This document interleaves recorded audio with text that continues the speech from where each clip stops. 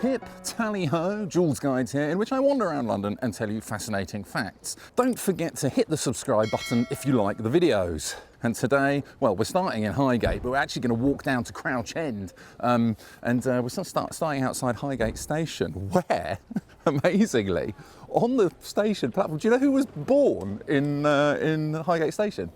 So, Jerry Springer. Jerry. During the war, they used the Highgate tube station as a bomb shelter, and Jerry Springer, the TV show host, was actually born on the station platform down there. It's quite amazing.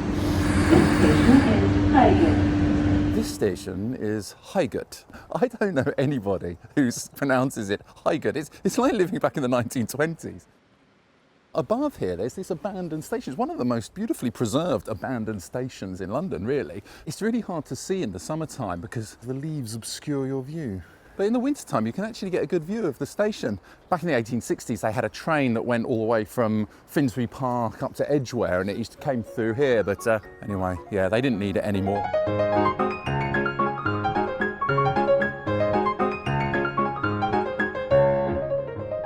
Do you know who lived at number 26, Priory Gardens over there?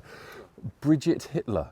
Wow. Adolf Hitler's sister-in-law. So that is Mrs. Hitler's house. Adolf Hitler had a stepbrother called Alois, and he left home at the age of 14 and turned to a life of petty crime. Anyway, he married a woman called Bridget, and they moved to Britain.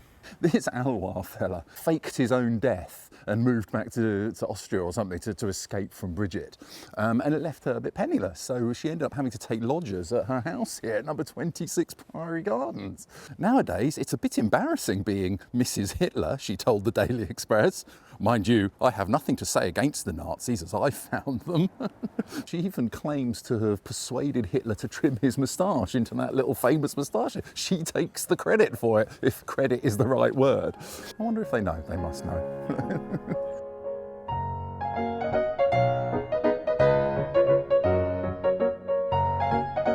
What are those?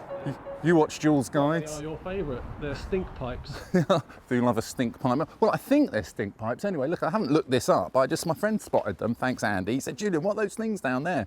Back in Victorian times when they built the sewers, they had all these smelly gases and farty, pooey smells, which sometimes would ignite and explode. So they had to send the gases all the way from the sewer and deliver them out far above the public's heads. But yeah, look, double stink pipes. So you definitely get points, super points for spotting double stink pipes. Never seen two together before. I suppose the people of Highgate and Crouch End must have had particularly smelly farts or poo because they needed double stink pipes. They needed two.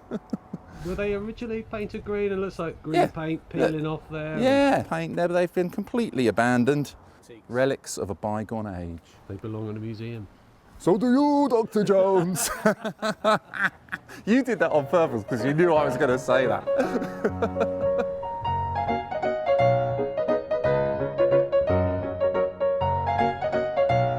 Anywhere else, that probably would have been turned into luxury flats by now, but look, they've retained it as a library, which is so nice. A lovely library, and look all this, looks like someone's turned this into a BMX track. Nice. That was a nice move, mate. That was a nice move. Let's ride on your pegs. We're not going up there. Jackson's Lane Community Centre, and that is Jackson's Lane, where, by the way, it's a proper test of knowing the width of your car. I used to drive a transit van, and I could go through there really fast. It's like this much clearance on each side. Well, look down there, that's Archway Road, leads down to Suicide Bridge and Archway, but we're not going down there, we're going down this way, just around the Boogaloo. Look, there was a documentary recently, Shane McGowan was inside the Boogaloo here, I think with Johnny Depp, actually. Oh, was there the Boogaloo there? I saw that. Yeah, the manager tells me that Shane McGowan actually used to live here. It used to be a proper old man's pub called the Shepherds, but when it turned into the Boogaloo, it became all cool and people like Kate Moss started coming here. Quite a cool venue for people of all ages to go on a Saturday night and to make merry and have fun.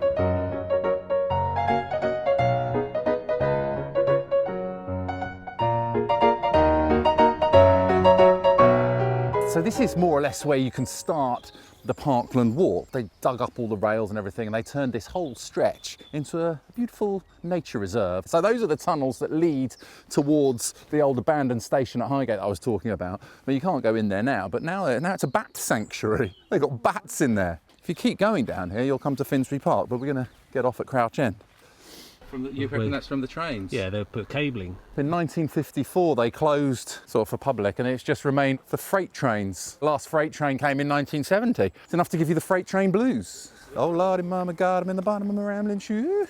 And when a whistle blows I gotta go. Baby, don't you know it looks like I'm never gonna lose the freight train blues. 39 Stanhope, what is it, Gardens? I think it's Stanhope Gardens.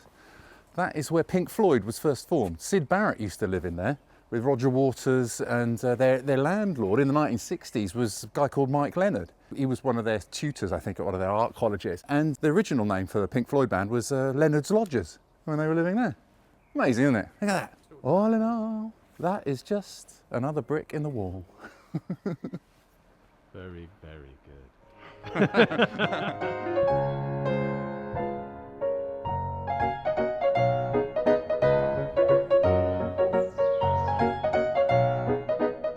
Look at that, Ben Wilson chewing gum. Ben Wilson, the chewing gum painter of old London town, he does these chewing gum paintings all over the place, and that was one of them there. Let's see if we can spot any more. You definitely get points for spotting Ben Wilson's chewing gum paintings.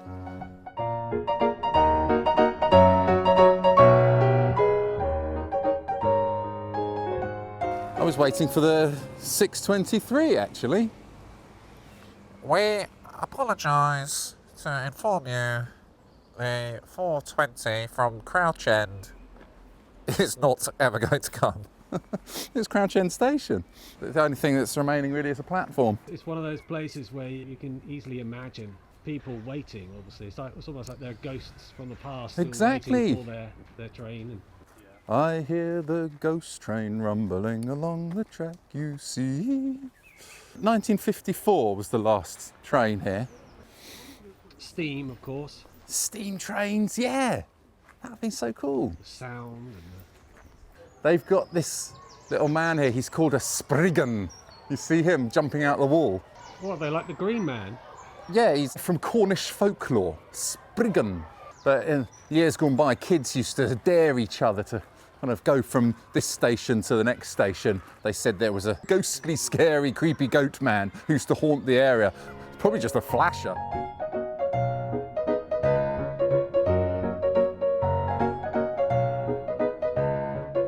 Now here on Crouch End Hill, this is the Hornsey College of Art, or it used to be. I mean, these days it's a part of Coleridge Primary School, but in 1880 they opened up this very highly respected art college. Ray Davies from the Kinks used to go there, Adam Ant, Anish Kapoor also was educated here. Famously in 1968 they had this famous protest where the students sat in complaining about changes to the syllabus and the way that they wanted art to be taught. I believe that Henry Moore, the famous sculptor, he supported them, but sadly afterwards any of the teachers who were involved in supporting the protests, they ended up getting the sack. That's a bit harsh. Anyway, now it's Coleridge Primary School where my friend Ralph went, and Gillian Anderson. I think Scully went to this school. She doesn't care. Maybe she doesn't watch the X-Files. I don't know. Anyway, let's go.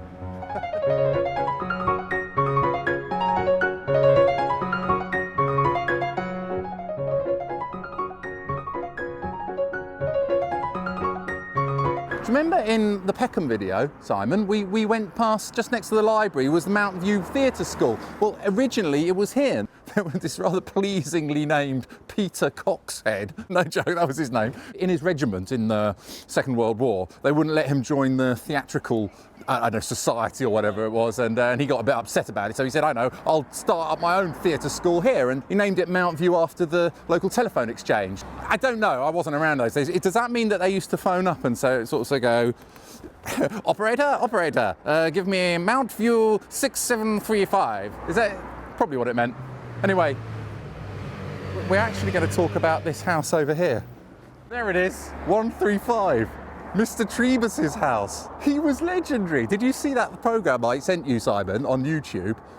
It's called A Life of Grime. Look it up. It's superb. There's this fella called Mr. Trebus, and he became an absolute hoarder. The whole place was full of junk.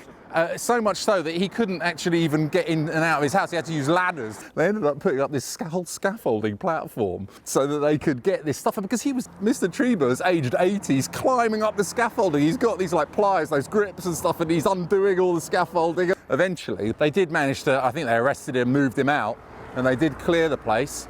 And they moved him into a care home for the elderly, and he died 3 years later. Just to show he was all right in there in his mess. That's the thing. If you extract someone... Yeah, you pulled him from the roots.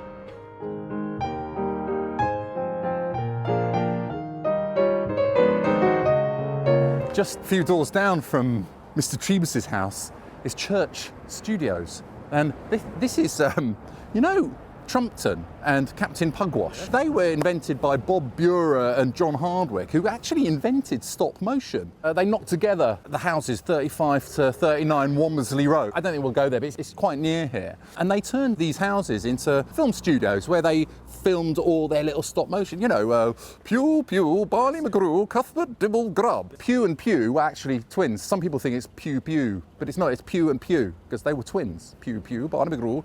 Trumpton, did they do Camberwick Green as well? Anyway, eventually, their house was too small for all its equipment and everything, and they moved here to this old church, which was, became studios. If you ask most people, they think that the characters in Captain Pugwash are Seaman Staines, Master Bates, Roger the Cabin Boy. Did you hear that? Everyone thinks of those, they all joke about the fact that they've got these funny names, but it wasn't true. That was just some sort of rumour started up by a local student magazine. And the cartoonist, whose name was John Ryan, he ended up suing the Guardian because he was so upset about the fact that they were propagating this rumour.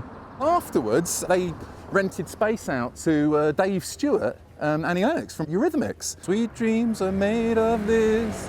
Loads of people have recorded here. Jay-Z, Beyonce, Adele, Madonna. And so another person who recorded here was Bob Dylan. Dave Stewart said, oh, listen, come and visit me at my house in Crouch End if you're around. So one day, Bob Dylan shows up, he gets in a cab, he says, oh, yeah, take me to 50 Crouch Hill, or whatever it was. And the taxi driver drops him off at the address, and he knocks on the door, and this lady answers. He says, oh, so is Dave in? The lady says, oh, no, he's not in at the moment. He'll be back in 20 minutes. So do you want to come and wait for him? Anyway, later on, this ordinary bloke called Dave comes home, who happens to be a plumber. He goes, hi, darling, anything happened? Any messages for me? And she goes, oh, no, but Bob Dylan's in the kitchen having a cup of tea. Anyway, we don't know. It's probably a myth. Bob, if you're watching, leave a comment.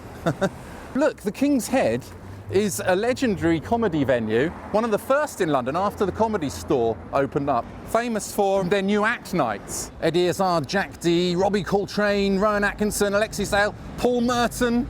All the main comedians have performed here at the King's Head Crouch End.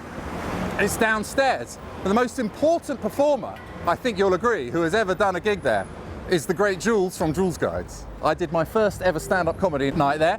Bloomin' hard doing a stand-up comedy gig. I can tell you 7 minutes feels like an absolute age. I was quite good, to be honest. Subsequent gigs, I forgot to be funny. So, yeah, I got all confident. I thought this is easy, and then I completely screwed them up. It's not for me. Now, a real Crouch End institution is my favourite. This is actually my favourite bakery in the world. Dunn's. Excellent donuts they have in here. I used to come here for donuts all the time. Lewis! Julian. Hello! How are you? I'm very well. To see you again. Well, lovely. What an excellent height. This is Here you go, Lewis. Lewis, the manager. I just have to congratulate everybody on their excellent choice of headgear, by the way, in here. Excellent hats. I approve. In fact, I wouldn't mind having one of those. It's so rare to get a proper, real bakery in London. So we've been baking for 202 years. All started in 1820, just up the hill in Highgate. And then we worked in various bakeries across North London. And then, we've been here now this bakery was built in 1850. So, a huge amount of history in the area. What's he making? Sausage rolls. Sausage rolls are one of the most popular things by far. We make it all ourselves with mincemeat we buy from the butchers down the road, Morley's Butchers. And then we make our own puff pastry. And I love the way he has to wear a hairnet as well. Look. No, I'm the same. Look, I'm the same. It's the fact that they make him wear a hairnet. I suppose it's health and safety. But yeah. This is known as the two-hand technique. Well, we open at 7, so if you come along then, you Yeah. could be in for a good chance of a hot donut. Hot Some donut. hot bread as well. There aren't enough places like this in London. Mostly they just all get their stuff delivered from the same place, same boring bakery. Yeah. But this one, they make it all here, and it's good as well. These donuts, by the way, are superb. Feels like being in Charlie and the Chocolate Factory. Oompa loompa oompa dee doo. Oh, this is superb. Look, I've got donuts. See you guys.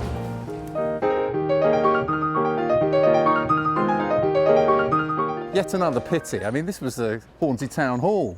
A beautiful building from the 1930s. Freddie Mercury played one of his first gigs there. Bohemian Rhapsody was filmed there. Killing Eve, the final episode of season 2 of The Crown, was also filmed here, where Claire Foy pulls up in a vintage Rolls Royce or something. In the end, Hornsey Council or whatever sold it to the highest bidder, who, surprise, surprise, is some Far Eastern conglomerate who are turning it into, you guessed it, luxury flats. These amazing bits of artwork on the side here. This used to be Hornsey Gas Company or something. And you can see those lovely frescoes on the side there. They depict various uses of gas. It's hard to tell what exactly they're doing, but she's heating water, I suppose, that lady there. Look, I suppose the most iconic thing in Crouch End is the clock tower. Amazingly, my friend, I don't know if this is true, but my friend was telling me he couldn't remember whether he had dreamt it or not, but he said that there was some plan to build a tube station in Crouch End, and they were going to build it under here, and it was going to cause lots of problems to the foundations of the clock tower. So there were actually people going around in the streets with leaflets, handing them out saying, "Save the clock tower." You know, and that's sort of a reference to Back to the Future. That's a Back to the Future reference. That's why it's funny. He couldn't believe it. He was like, "Marty, save the clock tower, Marty." Remember in the 1980s, was it? No, 1990s, when Salman Rushdie had a fatwa on him and he went into hiding. No one knew where he was. And then this advert popped up on the television and he was standing right here in front of the clock tower at Crouch End. Everyone thinks, Salman Rushdie's in Crouch End. He's living in Crouch End. They're going to find him. I couldn't believe it. Underneath there's a public toilet. Well, not anymore. Built them in the 1930s. Now, everyone was up in arms because instead of saying ladies and gentlemen, it said men and women. Shock horror. So the reason why it's called Crouch End is because there used to be a cross here. So it was in Middle English, it was Cross End. There was one of these wayside crosses here. They were to help people find their way when they got lost or something. And end was a reference to the fact that this was kind of the end of a boundary of some sort, or maybe the parish boundary or some sort of... And this particular spot was the intersection of several really important roads, from Holloway up to... This one went up to the Mossy Well, which as in Muswell Hill. Mossy Well with some special waters people used to go and take, which had magical qualities. And this one led up to Tottenham. But we're going that way.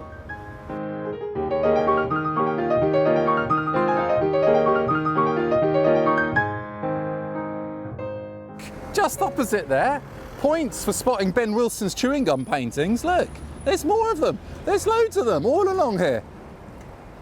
Another one here, look, he has indeed.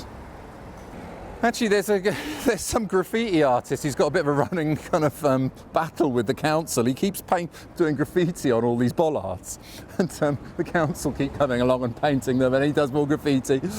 But look at this. There's more of these chewing gums. There's a whole trail. O's Cafe here, where a very dear friend of mine used to work, and where my friend went in there once, all sweaty after playing tennis. Yeah. My mate Ed, he was in there with some other friends of ours. Ray Davies was on the other table. Ray Davies from the Kinks. Got into a bit of an argument with him. Apparently Ray Davies was dining alone. Ended up having some argument about the salt or something. Did he ask for the salt? Did he say no? What the argument was about? It was ketchup or something? Talking too loud?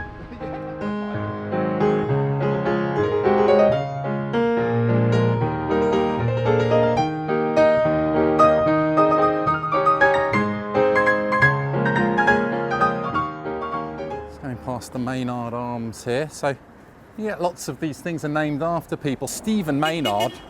Hello. What's your name? Julian. What's yours? What are you doing here then? was making a YouTube video. Just for YouTube. Why? Because it's fun, isn't it? Got to do something. Cheers, guys. Why? Why am I making a YouTube video? Just because I am. Yeah. But no, Stephen Maynard, he was the first Lord of the Manor in 1374. So you get a lot of these roads and things named after these people. But we're actually heading further up Park Road. It's just a bit of a walk actually, but there's something quite interesting down here I want to show you before we come back and have our lunch. That house over there is really cool. Some people think that at number 129 Park Road there, you see the little kind of detail in the wall there. There's something that looks a bit like a monkey. People say that that's Charles Darwin because the house was built in 1882 around... Is it to mock him, sorry? Yeah. A lot of people mocked him back then. It was built around the time that he was getting a lot of mocking from people who didn't approve of his origin of species theories, you know. So there's quite a few cartoons and stuff appeared in newspapers and things of Charles Darwin as a monkey, because he was saying we were descended from monkeys. But anyway, it's quite a nice little kind of detail on the side of the building there. We don't know if it's really true. Some people say it might just be an actual monkey, or it's just some sort of gremlin. But I just think it's quite cute. It does look a lot like Charles Darwin, though. Yeah.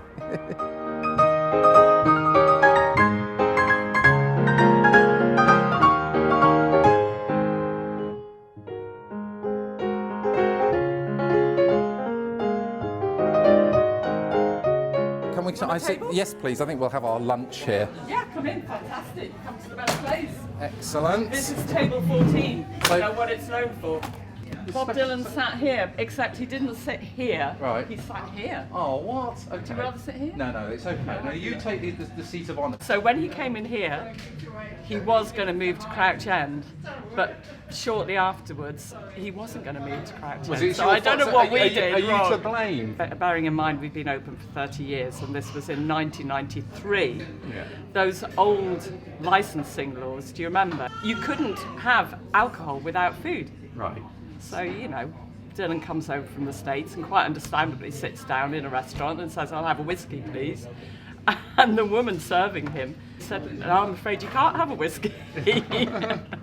She wouldn't give him a whiskey. Because he wasn't ordering food? Because he wasn't ordering food.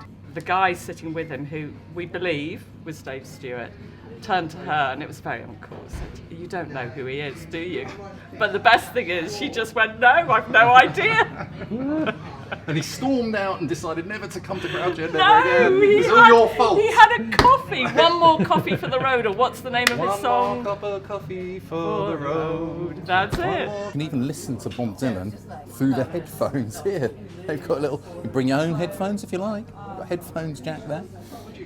Jerk chicken, half and half, rice and peas, plantain, peanut sauce. A glass of water. A glass of London tap water. We've raised over £70,000 for Water Aid, and that's just from people donating 15p each time they have a glass of water. I'll just have a whiskey. And it's all changed. You can now. Yeah. Maybe we should get it Take back. that, Bob Dylan. So you remember I was talking about the bollards over there and the guy, the graffiti bloke. This is some he's been at, you see. He keeps doing this to all the bollards around here, and then the guy comes back, the council have to come back and paint them. They haven't painted these ones yet, it looks like.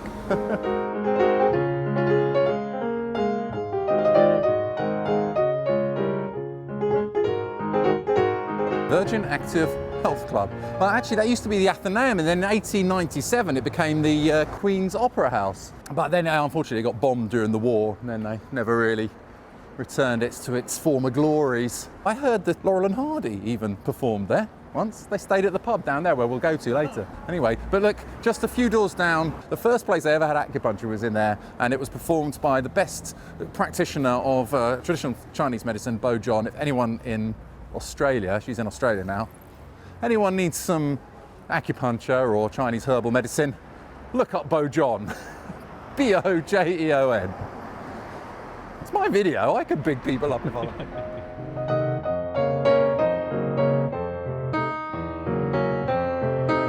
It used to be one of the smallest garages in London. Sadly, it closed down due to COVID, and now he's not opened up again, but you could take your car in there to be repaired. It's possibly a part of the old theatre, which was on the other side that we were talking about. Because just this area here is where Topsfield Manor used to be, until it was demolished in the 1890s. And this whole area was like fields and God knows what. And then they built all this other stuff, one of the things being our theatre. And I think that was possibly a part of it, maybe a place for the owners of the theatre to park their horse and carriage or something on it. Back in the 1340s, there was a fellow called Richard de Topsfield who paid rent for the manor here. And that's why everything's named after Topsfield, Topsfield Parade. That was Topsfield Hall. Did I say it was Topsfield Hall? Did I call it Topsfield Manor? Topsfield Hall, I think it was called.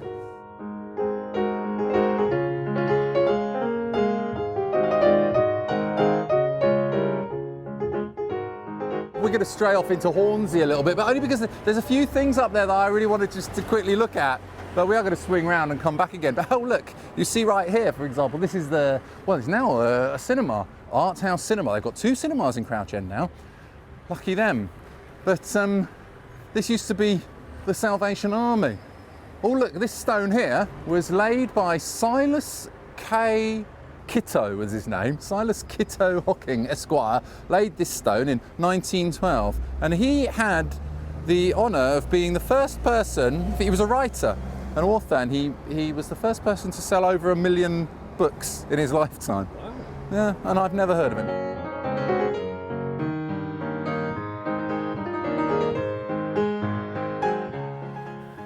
You see this one, number 83 Weston Park.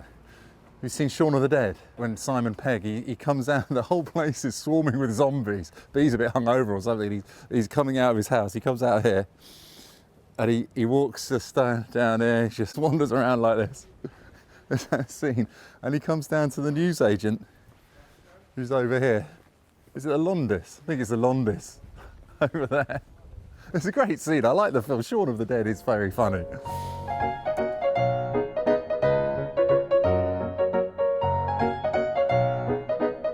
Funny building there. We're just next to Hornsey Station here. We've gone a little bit off-piste. So that used to be the original Lotus showroom. Racing cars, I think they were, founded by Colin Chapman in the 50s. His dad used to run this place here, which was the Railway Hotel. It was a pub or something. And then behind there were these garages where Colin Chapman and his mates used to kind of customise cars and stuff. And that little funny square building was where they had their first ever Lotus showroom. He was very famous for having been the first person to suggest making cars really light. Because before that, those racing cars were those big, chunky, heavy things. They ended up winning 7 Formula One championships in the 60s and 70s, but really, this should be a video about Hornsey. This should be in the Hornsey video, but we're cheating a little bit. I mean, look, you know there's something nice under there, don't you?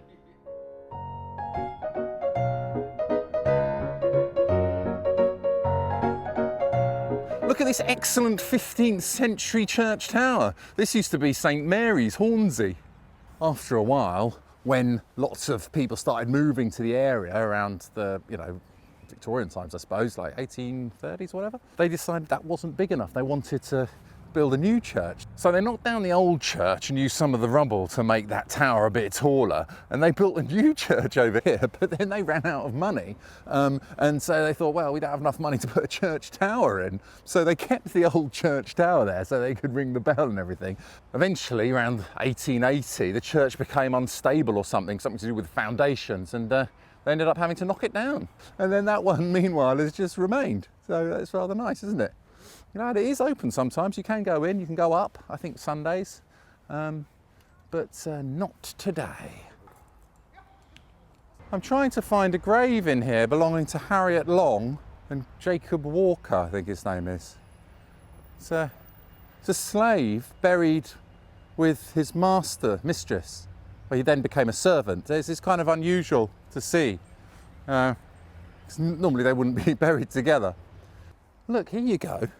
Harriet Long, a native of Virginia and the widow of Joseph Selden, Lieutenant Colonel of the Army of the United States, buried here alongside Jacob Walker, who's a native of Virginia. In America, the faithful slave. In England, the faithful servant of Harriet and George Long. So Harriet must have lived in America and then brought this slave over with her, who came over with her but then became her servant. So both Harriet and The servant, Jacob Walker, died in 1841 within like a month or two of each other. They're both buried together in this tomb. They say that he died on this grave lying there. And I don't know, because he was so broken-hearted and they needed someone convenient to put him, so they slid him in. But I don't think that's true. And what actually happened was very controversial. He died after being vaccinated. I know, don't write in. It was a vaccination for the smallpox that went wrong or something. I know people will say that she was in love with her servant, but presumably the husband knew about this, arrangement, because so I suspect that he did the wording for the tomb. It's quite unusual to have her slave and then her servant buried in the same place. Anyway, let's get out of Hornsey and go back to Crouch End.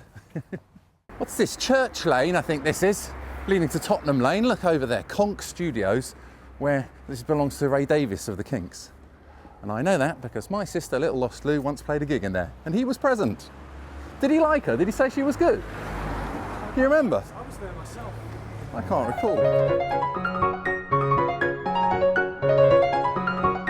Look, Earl Haig Memorial. I think it was some sort of working man's club or something, but I used to go in there and they had a little bar in there. It was really nice. On the weather vane, they've got some sort of artillery, which I presume is because Earl Haig, who commanded the forces in the First World War, he oversaw the kind of transition from old cavalry warfare to using more artillery, although he didn't get much credit for it. He was actually regarded as the butcher of the Somme because he sent so many people to his death. But yeah, I mean, now they seem to have turned it into a nursery. They retained the decor from the 1920s, 1930s, whatever. It seemed really authentic and old. It was just a nice place.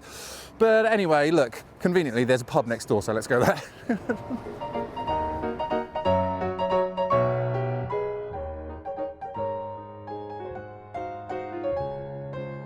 Cheers, Simon. Cheers, everybody. Thanks for watching. Don't forget, if you like the videos, don't forget to hit the subscribe button. And if you want to get in touch, you can go onto my website, which is joolzguides.com. And I've got Instagram at Joolz Guides Official. And discover me an island and put me on TV, get me on to Strictly Come Dancing and everything.